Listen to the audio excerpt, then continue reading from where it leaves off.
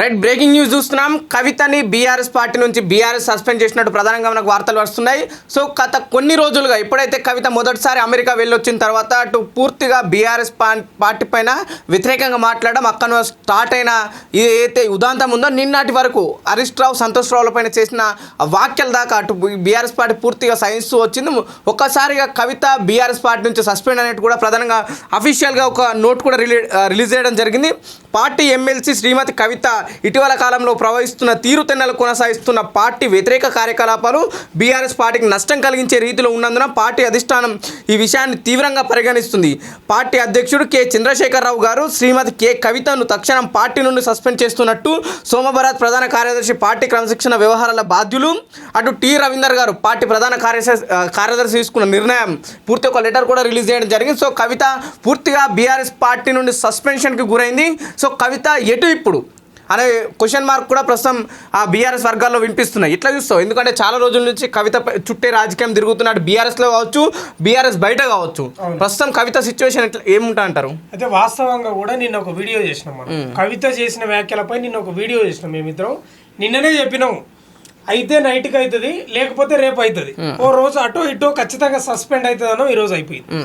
వాస్తవంగా కూడా ఈ రోజు కావడానికి ముఖ్య కారణం ఏం తెలుసా? ఒత్తిడి ఘోరంగా ఉంది. అక్కడ ఫామ్ హౌస్ లా బీఆర్ఎస్ నేతల నుంచి ఒత్తిడి, టన్నుల కొద్ది ఒత్తిడి ఉందట. అంటే 100% సస్పెండ్ చేస్తారా, లేకపోతే మా దారి మేము చూసుకోవాలన్నా? పార్టీలో ఉండి మనల్ని విమర్శించడం ఏంది?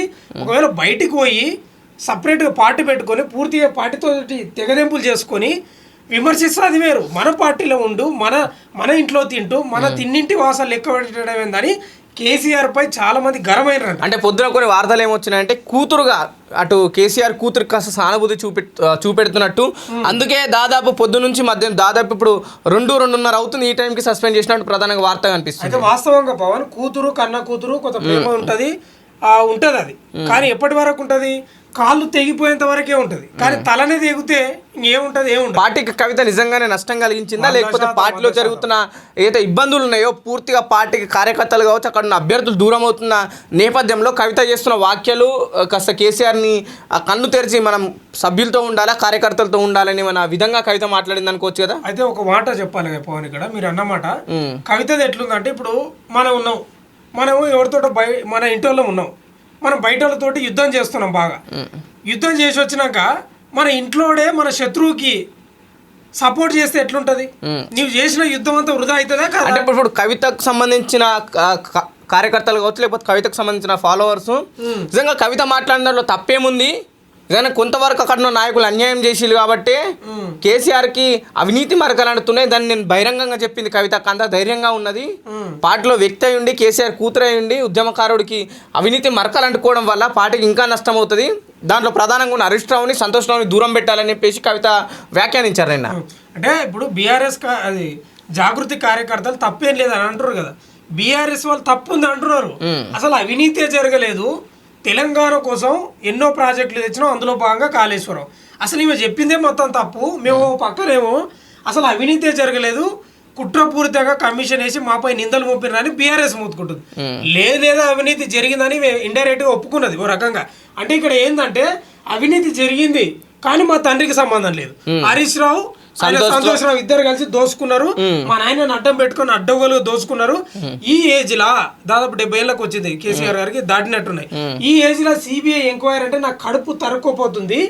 ఏంది ఈ పరిస్థితి అనేది ఆవేదన వ్యక్తం చేసి, అంటే నిజంగా కవిత చేసిన వ్యాఖ్యలు ఒకసారి మాట్లాడుకుంటే అక్కడ ఉన్న ముఖ్యమంత్రి గారికి సంబంధం లేకుండా అంత పెద్ద ప్రాజెక్టులో అవినీతి జరిగే ఛాన్స్ ఉందంటారా? మీరు చెప్పండి.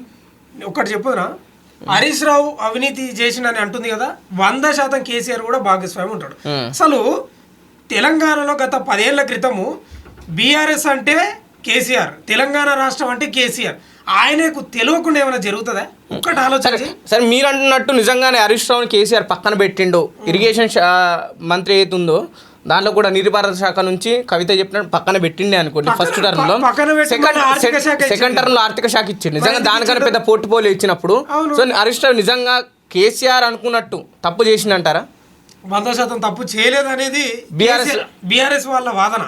ఎందుకంటే ప్రమోషన్ ఇచ్చిండు నీటిపారుదల శాఖ నుంచి ఆర్థిక శాఖకి ఇచ్చినట్టు తమాషా కాదు. మరి కవిత మాత్రం అందుకే అవినీతి జరుగుతుంది కాళేశ్వరం ప్రాజెక్టులో, అయితే ఒకటి అందుకే ఇటు ఇరిగేషన్ మంత్రి నుంచి పక్కన తప్పించేసి అంటున్నాను. లేదు అది అది అది ఉండొచ్చు, అంటే ఆమె వాదన ఆమెది ఉండొచ్చు. ఎందుకంటే ఈరోజు కొత్తగా పార్టీ పెట్టుకోవడానికి ఇప్పుడు ఒకటి ఎట్లుంటుందంటే బీఆర్ఎస్లా 4 రాళ్ళ 3 రాళ్ళ ఆట అయిపోయింది. నేను నాయకుని అంటే నేను, అటు కేటీఆర్ నేను నాయకుని అంటే నేను, ఈమె అంటే ఈమె. దీనివల్ల ఏమైందంటే లోపల ఏదో జరిగింది వీళ్ళకు, ఎవరికి సంతోష్ రావుకు హరీష్ రావుకు. ఈమెను పక్కకు తప్పించాలి, ఈమె ఓవర్ యాక్షన్ ఎక్కువ అవుతుందనో రకరకాల ఏదో జరిగింది లోపల. ప్రధానంగా బీఆర్ఎస్ లో హరీష్ రావు, మాజీ శాసనసభ్యుడు అటు సంతోష్, అవును, ప్రధానంగా దగ్గర వ్యక్తులు కేసీఆర్కి. ఎంత దగ్గర అంటే తను వీల్ చైర్లో కూర్చుంటే దాన్ని తోసే ఎంత దగ్గర. తెలంగాణ ఉద్యమానికి ముందే సంతోష్ రావు ఉన్నాడు. సంతోష్ రావు తెలుసా ఇప్పుడు కన్న కూతురు కంటే ఎక్కువైపోయాడు. ఎవరు? సంతోష్ రావు. అంటే అంత అనుబంధం ఉంది అప్పటి నుంచి. అంటే కేసీఆర్ కూర్చోవాలన్నా లేవాలన్నా అవతల వ్యక్తి ఎవరైనా కలవాలన్నా సంతోష్ రావు కీలకమని మనకు ముందు నుంచి తెలుస్తుంది. ఇంకోటి ఏంటంటే ఇప్పుడు ఎమ్మెల్యే ఉంటాడు, ఎమ్మెల్యేది ఏముంటుంది, పిఏదే ఎక్కువ ఉంటుంది. నువ్వు నియోజకవర్గాల్లో చూడు, ఎమ్మెల్యేది ఎక్కువ హడావిడి ఉండదు, పిఏనే షాడో ఎమ్మెల్యే.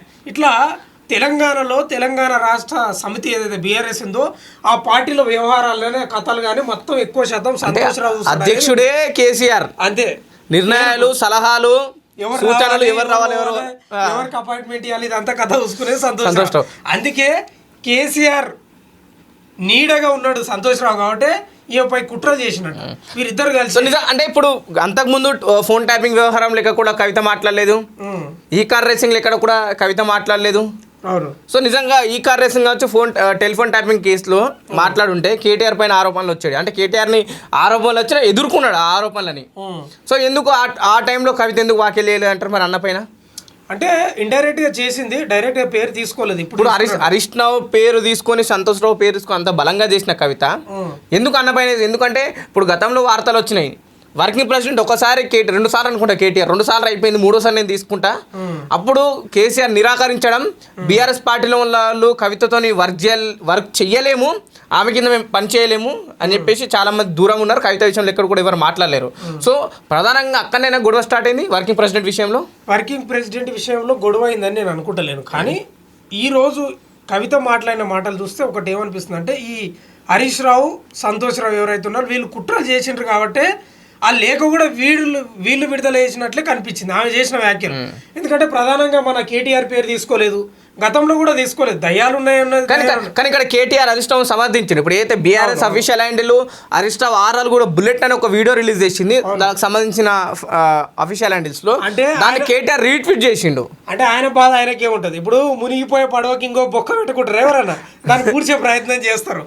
ఆయన పంచాయతీ హరీష్ రావు తోటి ఆయనకు ఉంటది. కానీ ఒక మాట గుర్తుపట్టుకోవాలి మనం, ఇక్కడ వీళ్ళ ఇంట్లో ఇన్ని లుకలు ఉన్నాయని ప్రతిపక్షాలు ఎప్పటి నుంచి అంటున్నాయి. కానీ ఇప్పుడు బయట పడుతున్నాయంటే హరీష్ రావు లేకపోతే ఈయన సంతోష్ రావు ఎన్ని కుట్రలు చేసినారో ఇక్కడ అర్థమవుతుంది. అంటే కానీ గతంలో హరీష్ రావుకి కేటీఆర్కి చాలా గ్యాప్ వచ్చింది, కార్యక్రమాలకు వివిధ సందర్భాల్లో దూరం అయిపోయారు. కానీ ఈ మధ్య కాలంలో గత సంవత్సర కాలంలో అనుకుంటా, సంవత్సర కాలంలో మరీ దగ్గరుండి పనిచేస్తారు. ఎంత దగ్గర అంటే ఏ ఇష్యూ అయినా సరే, ఏ ప్రోగ్రామ్ అయినా సరే కలిసి వెళ్ళడం, కలిసి రావడం. మొన్న రీసెంట్ అసెంబ్లీలో చూస్తే 10 మంది మంత్రులు అక్కడ నుంచి అటాక్ చేస్తున్నా హరీష్ రావు ముందటుండి మాట్లాడింది. ఎక్కడ కూడా వర్కింగ్ ప్రెసిడెంట్ అయిన కేటీఆర్ ఎక్కడ మధ్యలో మాట్లాడలేడు, లేవలేడు, వెనుక నుంచి సపోర్ట్ చేసిండు. అవును. అంటే వాస్తవంగా కూడా జరుగుతున్న పరిణామాలు ఒకటి గమనిస్తే ఉందంటే, కవిత లోపల నేను కూడా ఎప్పటికైనా తెలంగాణలో ముఖ్యమంత్రి కావాలి, అది బీఆర్ఎస్ తరఫున లేదా టీఆర్ఎస్ తరఫున కావాలని సన్నిహితుల దగ్గర అనడం వల్ల వాళ్ళు చేరవేస్తారు కదా. అంటే ఈవెన్ పక్కకు తప్పియాలి, ఉంటే నువ్వో నేనో ఉండాలి. కానీ కవిత ఇప్పుడు హరీష్ రావుకి బీఆర్ఎస్లో క్యాడర్ చాలా వరకు ఉంది, సగం పార్టీ హరీష్ రావు క్యాడర్ ఉంది, ఇంకో సగం కేటీఆర్ ఇంకా కేసీఆర్ ఉంది. కానీ కవిత నేతృత్వంలో పనిచేయడానికి ఏ ప్రధానమైన లీడర్స్ కానీ ప్రస్తుతం ఎమ్మెల్యేలు, మాజీ ఎమ్మెల్యేలు, ఎమ్మెల్యే అభ్యర్థులు కూడా లేరు. ఎందుకంటే ప్రస్తుతం కవిత పెట్టిన ప్రెస్ మీట్లో ఎక్కడన్నా చూడండి మీరు, వెనుకున్న క్యాండిడేట్స్ అంటే చాలా మంది వెనుకున్న కవిత గారు ఎప్పుడైనా ప్రెస్ మీట్ పెడితే గమనించండి. ఇప్పుడు కాదు సరే, ఇప్పుడంటే జాగృతి అంటూ కాదు, గతంలో చూడండి ఎవరైనా సరే ఒక ఎమ్మెల్యే అభ్యర్థి కావచ్చు, ఒక ఎంపీ అభ్యర్థి, లేదంటే మాజీయా ప్రస్తుతం ఉన్న వాళ్ళ ఎవరు కూడా మీకు కనిపించారు. అదే ఒక కేసీఆర్ కేటీఆర్ పెడితే మంత్రులు, మాజీ మంత్రులు, ప్రస్తుతం ఉన్న ఎమ్మెల్యేలే కనిపిస్తారు. అయితే వాస్తవం పవన్, ఇప్పుడైతే పార్టీ అయితే ప్రకటించలేదు, జాగృతి ఉంది కాబట్టి సరే పెద్ద నాయకులు లేరు అనేది వాస్తవమే. కానీ ఏకదమ్ ఒకసారి పార్టీ రిలీజ్ అయింది అనుకో ఏదో అంటున్నారు తెలంగాణ బహుజన రాష్ట్ర సమితి అనే ఆలోచన ఉంది, లేదంటే టీఆర్ఎస్ అనేది ఉంది అనుకుంటా. ఇప్పుడు పొలిటికల్ గా టర్న్ తీసుకున్న తర్వాత నాయకులు పోతారు. ఆమె ఇంకా పొలిటికల్ గా పార్టీ ప్రకటించలేదు. నేను కూడా అంటే ఇప్పుడు సరే పొలిటికల్ గా ప్రకటించలేదు అనుకో, ఈమె సొంతంగా ప్రెస్ మీట్ పెట్టినా సరే అట్లీస్ట్ మద్దతుగా వస్తారు, అవును మధ్య పక్కన కూర్చుంటారు ప్రెస్ మీట్ అన్నప్పుడు నలుగురు. ఇప్పుడు హరీష్ రావు ఎక్కడ కూడా సొంతంగా పార్టీ ప్రకటించట్లేదు అంటే కదా. రాకపోవడానికి కూడా ఒక కారణం ఉంది. కేసీఆర్ ఉన్నాడు బలమైన నాయకుడు, హరీష్ రావు బలమైన నాయకుడే, కేటీఆర్ బలమైన నాయకుడే. ఇంత ముగ్గురిని బలమైన వాళ్ళని వదిలేసి మీ దగ్గరికి రావడానికి కొంత సాహసం చేయాల్సిందే.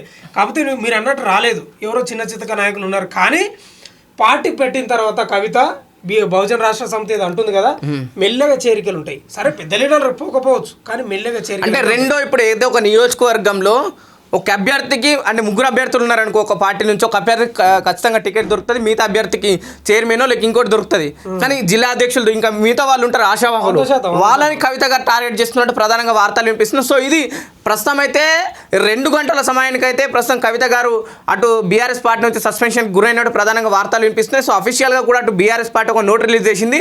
అటు క్రమశిక్షణ కమిటీ అటు సభ్యులుగా ఉన్న సోమభరత్ గారు, ఇటు రాష్ట్ర ప్రధాన కార్యదర్శి టి రవీందర్ రావు గారు పూర్తి ఒక లెటర్ రిలీజ్ చేయడం జరిగింది. దాంట్లో ప్రధానంగా పేర్కొన్నది పార్టీ వ్యతిరేక కార్యక్రమాలకు పాల్పడుతుంది కవిత, అందుకే మేము బీఆర్ఎస్ పార్టీ నుంచి కవిత గారిని సస్పెండ్ చేస్తున్నాం, కవిత గారి వల్ల మా పార్టీకి నష్టమే ఉందని చెప్పేసి అటు పూర్తిగా ఆ నోట్లో వాళ్ళు చెప్పడం జరిగింది. సో చూడాలా కవిత నెక్స్ట్ స్టెప్ ఎలా ఉండబోతుంది, ఏదైనా పార్టీలోకి జాయిన్ అయ్యే అవకాశం ఉంటుందా, లేకుంటే కవిత సొంత పార్టీ పెట్టుకునే ఆలోచన ఉందా అనే విషయాలు కూడా కాస్త వేచి చూడాల్సిన అవసరం ఉంది.